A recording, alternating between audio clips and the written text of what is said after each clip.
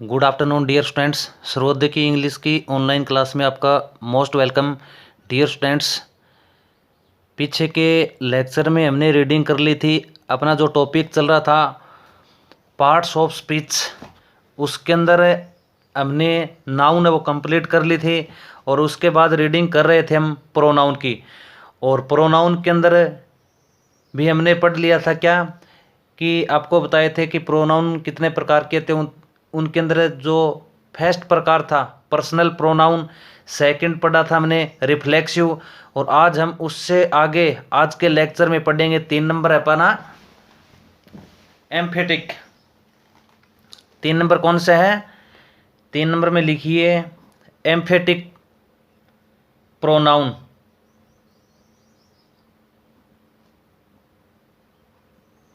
Emphatic pronoun यानी दृढ़तावाचक सर्वनाम। दृढ़तावाचक सर्वनाम। तो पीछे आपको रिफ्लेक्सिव प्रोनाउन के अंदर बताया था कि उसके अंदर बताया था कि कार्य का प्रभाव सब्जेक्ट पर पड़े, यह दर्शाने के लिए हम रिफ्लेक्सिव प्रोनाउन का प्रयोग करते हैं। और उसके अंदर रिफ्लेक्सिव के अंदर आपको पीछे लिखवाया था कि रिफ्लेक्सिव में कौन कौन से आते हैं। जैसे फर्स्ट पर्सन में माई सेल्फ आवर सेल्वेज बताया था, सेकंड में योर सेल्फ है या योर सेल्वेज, थर्ड में बताया था him self her self it self है। ठीक है। और ये भी क्या होते हैं, जो हिम सेल्फ हर सेल्फ है, माई सेल्फ आवर सेल्वेज है, ये एम्फेटिक प्रोनाउन में भी आते हैं। लेकिन हमें पता कैसे चलेगा कि ये दृढ़तावाचक है या निजवाचक है। यानी रिफ्लेक्सिव का अर्थ आपको बताया था कि निजवाचक प्रोनाउन यानी सर्वनाम हो गया। अब जो बताया कि एम्फेटिक प्रोनाउन ये दृढ़तावाचक है। लेकिन है कौन कौन से कि जैसे माई सेल्फ है, अवर सेल्वेज, योर सेल्फ है, योर सेल्वेज है, हिमसेल्फ हर सेल्फ, ये दोनों में आते हैं। लेकिन हमें पता क्या चलेगा दोनों में अंतर है, किस प्रकार कैसे समझेंगे कि ये एम्फेटिक है या फिर रिफ्लेक्सिव है। इसके अंदर देखिए अब एम्फेटिक प्रोनाउन के अंदर लिखिए सबसे पहले when compound, when compound personal pronoun,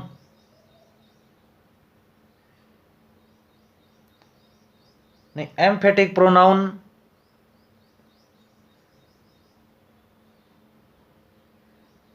emphatic pronoun emphatic pronoun are used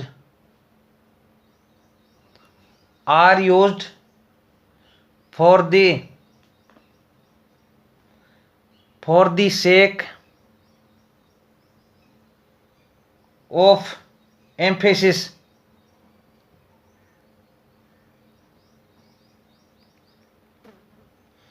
हाँ, तो इसके अंदर क्या बता दिया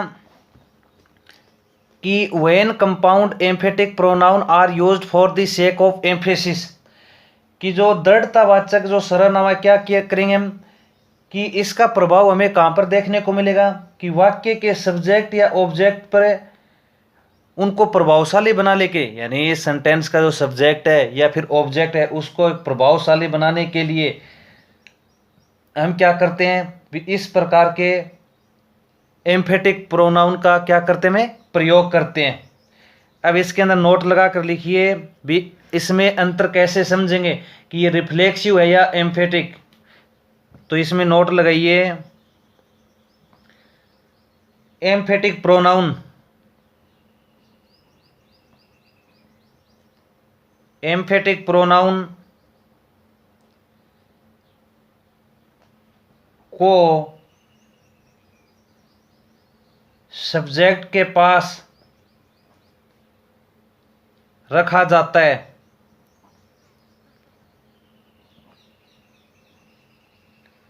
जैसे एग्जाम्पल देखिए, राम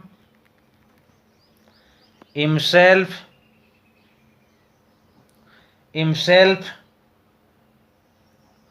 went there अब ये कौन सा है, एम्फेटिक, कौन सा ये एम्फेटिक प्रोनाउन है। ठीक है, कैसे है कि हिमसेल्फ है वो रिफ्लेक्सिव में भी आता है, रिफ्लेक्सिव का निजवाचक भी हो गया, एम्फेटिक यानी दृढ़तावाचक भी हो गया। लेकिन दोनों में अंतर कैसे समझे कि सब्जेक्ट के बिल्कुल पास में होगा, जैसे हिमसेल मिल जाए, हरसेल मिल जाए, योर सेल मिल जाए, तो वो एम्फेटिक होगा। ठीक है, और यदि ये आपको सब्जेक्ट के पास नहीं मिले, कहीं आगे मिले और उसका प्रभाव सब्जेक्ट पर पड़े, तो वो कौन सा हो गया, रिफ्लेक्सिव। जैसे पीछे के सेंटेंस में आपको बताया था, क्या लिखवाया था रिफ्लेक्सिव में, ए आर्ट हिमसेल्फ।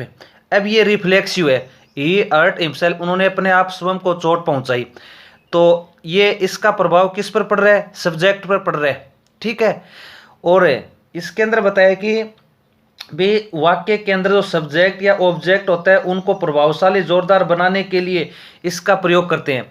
यानी राम हिमसेल्फ यानी राम स्वयं, राम का क्या हो गया, राम के लिए, स्वयं के लिए है, तो क्या करेंगे, यह सब्जेक्ट के बिल्कुल पास में मिले आपको तो वो कौन सा होगा, एम्फेटिक होगा। और यदि कहीं आगे मिले और उसका प्रभाव सब्जेक्ट के ऊपर पड़े तो वो कौन सा हो गया, रिफ्लेक्सिव है। तो रिफ्लेक्सिव और एम्फेटिक के अंदर अंतर समझ गए कि रिफ्लेक्सिव और एम्फेटिक प्रोनाउन आपको पूछे तो कौन कौन से बताने हैं, आपको बताना है रिफ्लेक्सिव और एम्फेटिक प्रोनाउन के अंदर my self, our salvage, your salvage, himself, herself, itself, ये रिफ्लेक्सिव और एम्फेटिक में आते हैं। लेकिन दोनों में अंतर क्या है कि इनमें से यदि आए और उसका प्रभाव सब्जेक्ट पर पड़े तो वो रिफ्लेक्सिव हो गया, और सब्जेक्ट के बिल्कुल पास में हो यानी सब्जेक्ट के बाद में ही आए तो वो कौन सा होगा, एम्फेटिक। यानी एम्फेटिक का दृढ़तापूर्वक, यानी इसका प्रभाव किस पर पड़ेगा, सब्जेक्ट पर पड़ेगा। तो हमारा चौथा 3 नंबर प्रोनाउन कौन सा था, एम्फेटिक प्रोनाउन। यानी आपको मुख्य रूप से पहले बताया प्रोनाउन होता है क्या है, और उसके अंदर उनके टाइप्स, पहला जो बता दिया पर्सनल, पर्सनल के अंदर भी 3 बताए थे, फर्स्ट पर्सन, सेकंड पर्सन और थर्ड पर्सन। उसके बाद कल हमने सेकंड पढ़ा था रिफ्लेक्सिव, तीसरा कौन सा है, एम्फेटिक प्रोनाउन। अब आगे लिखिए 4 नंबर में, 4 नंबर में है डेमोन्स्ट्रेटिव, कौन सा, डेमोन्स्ट्रेटिव प्रोनाउन। लिखिए DEMONSTRATIV,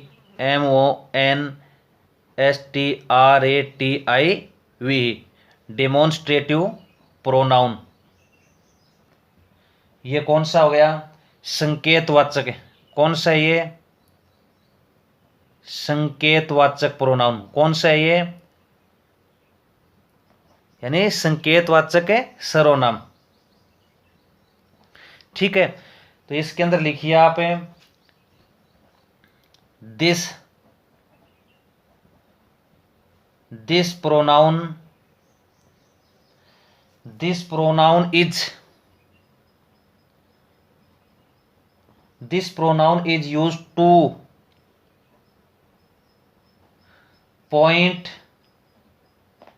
out the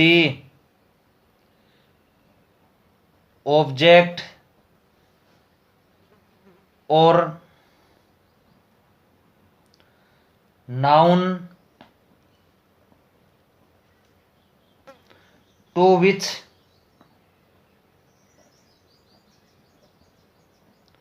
they refer are known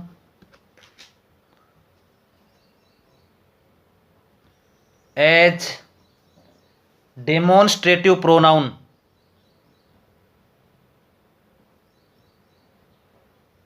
demonstrative pronoun यानी संकेतवाचक। अब इसके अंदर कौन कौन से आएंगे, दिस, दैट और दीज और दोज।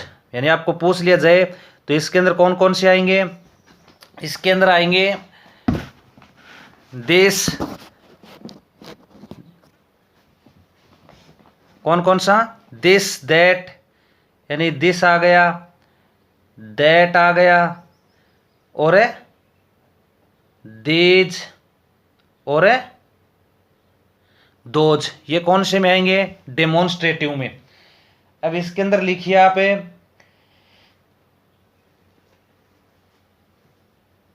आगे है नोट लगाकर इसमें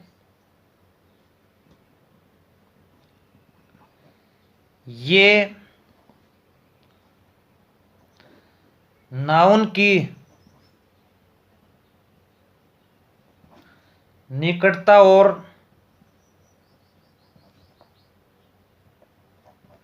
दूरी का आभास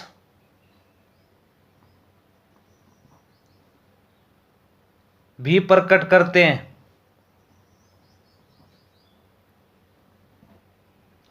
को पूछ लिया जाए डेमोन्स्ट्रेटिव प्रोनाउन कौन कौन से होते हैं, दिस, दैट, दीज और दोज, और उसके इसके अंदर नोट लगाकर बताया कि ये नाउन की निकटता, नाउन का था संज्ञा की निकटता, यानी कोई भी संज्ञा है, संज्ञा करता है किसी व्यक्ति वस्तु जगह के नाम को, उनकी निकटता और दूरी का आभास भी प्रकट करते हैं। अब इसके अंदर एक नंबर लिखिए,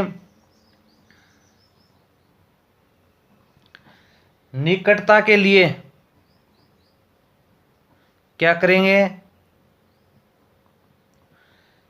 दिस और दीज का प्रयोग करेंगे। 2 नंबर में है दूरी के लिए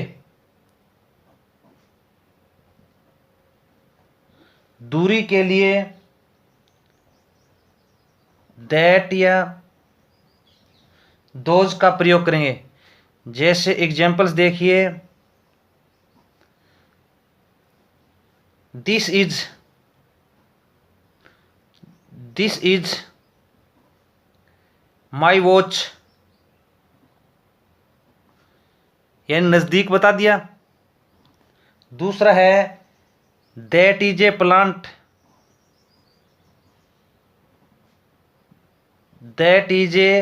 प्लांट, प्लांट किने, पौधे के लिए। जैसे एक एग्जाम्पल और देखिए, दीज आर आवर बुक्स, और दोज आर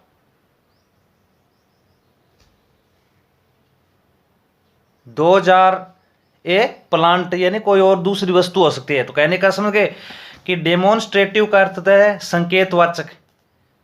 इसके अंदर कौन कौन से आएंगे, दिस, दैट, दीज और दोज। ये नाउन की निकटता और दूरी को बताने के लिए आभास प्रकट करेंगे।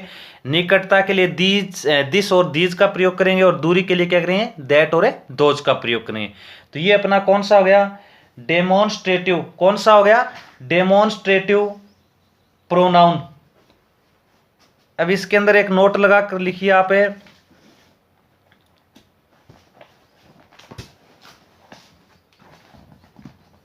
नोट लगा कर लिखो, डेमोन्स्ट्रेटिव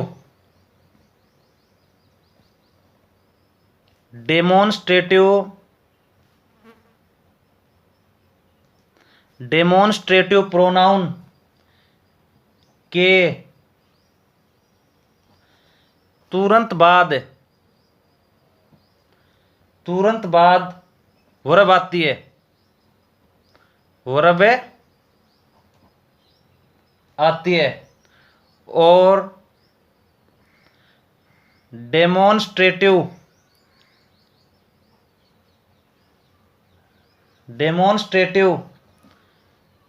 एडजेक्टिव के बाद उससे संबंधित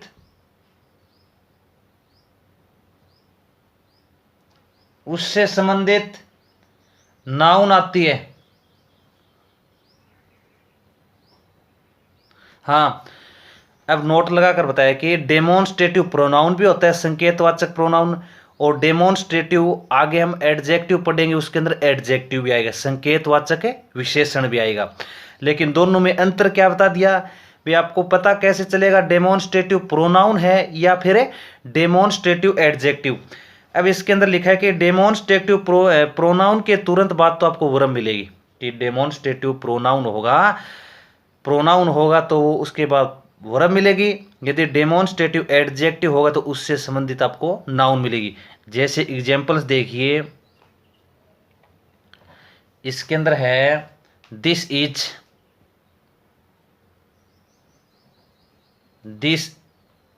दिस इज माई पेन, ये प्रोनाउन है। क्या है? डेमोन्स्ट्रेटिव क्या है? प्रोनाउन। ठीक है, कि दिस के बाद है वर्ब है तो ये क्या है? डेमोन्स्ट्रेटिव प्रोनाउन है। जैसे दूसरा एग्जांपल है, दिस इज नहीं, दिस पेन इज माइन। अब दिस के बाद आपको वर्ब नहीं मिली, नाउन मिली है। क्या है? नाउन मिली है। तो क्या है? डेमोन्स्ट्रेटिव एडजेक्टिव है। ये क्या है? एडजेक्टिव है। समझ में आ गया कि डेमोन्स्ट्रेटिव प्रोनाउन जो होते हैं सबसे पहले ध्यान में होना चाहिए कौन कौन से होते हैं? दिस, दैट, दीज और दोज होते हैं। ये आपको बता दिया। निकट के लिए दिस और दीज का प्रयोग करेंगे और दूरी के लिए दैट और दोज का प्रयोग करेंगे। अब ये ध्यान रखना है, डेमोन्स्ट्रेटिव प्रोनाउन भी होता है, डेमोन्स्ट्रेटिव आगे हम एडजेक्टिव भी पढ़ेंगे, लेकिन इस दोनों में अंतर क्या है कि डेमोन्स्ट्रेटिव प्रोनाउन होगा तो उसके जस्ट बाद आपको वर्ब मिली। अब देखो ये दिस है, डेमोन्स्ट्रेटिव हो गए, लेकिन अब ये देखना है कि एडजेक्टिव है या फिर है प्रोनाउन। अब प्रोनाउन है तो इसके जस्ट बाद आपको वर्ब मिलेगी, जैसे इज मिल गया। और यदि एडजेक्टिव है तो दिस, इसके बाद क्या बताया था आपको? नाउन मिलेगी। तो दिस के बाद पेन है तो ये क्या है? एडजेक्टिव है, यानी डेमोन्स्ट्रेटिव एडजेक्टिव है ये। ठीक है, और ये क्या है? डेमोन्स्ट्रेटिव प्रोनाउन है। समझ में आ गया? तो ये हो गया अपना 4 नंबर है डेमोन्स्ट्रेटिव प्रोनाउन। कौन सा हो गया? डेमोन्स्ट्रेटिव प्रोनाउन हो गया। अब आगे है 5 नंबर की इंटेरोगेटिव। कौन सा है? Interrogative pronoun. वो हम कल के वीडियो में पढ़ेंगे। कल अपना प्रोनाउन है वो पार्ट्स ऑफ स्पीच के अंदर कंप्लीट हो जाएगा। उसके बाद हम आगे के वीडियो में प्रोनाउन के बाद रीडिंग करेंगे एडजेक्टिव के, कि एडजेक्टिव क्या होता है, यानी विशेषण, और कौन कौन से किस प्रकार होते हैं। उसके अंदर हमें डिग्री भी पढ़ने को मिलेगी। वो हम कहाँ पर पढ़ेंगे? आगे एडजेक्टिव के अंदर। तो आज के वीडियो में इतना ही पढ़ेंगे। Thank you.